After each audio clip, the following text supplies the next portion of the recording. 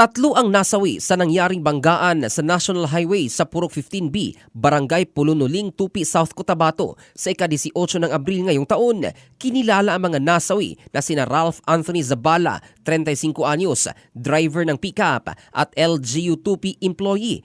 Isang Hernando Carl Cortez, 26 na taong gulang pasahero na kapwa residente ng Tupi South Cotabato. Patay din sa aksidente ang 40 taong gulang na driver ng bongo truck o fish car na si Luzel Definio, residente naman ng Barangay Taplan, Coronadal City.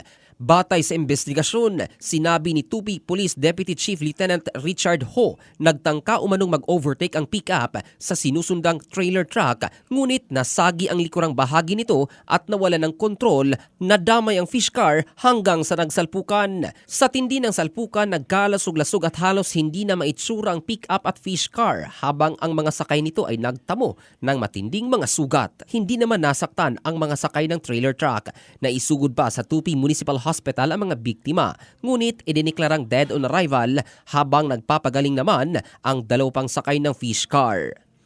Ito si Jovel Candado in the heart of changing lives ng Brigada News Philippines, the Music and News Authority.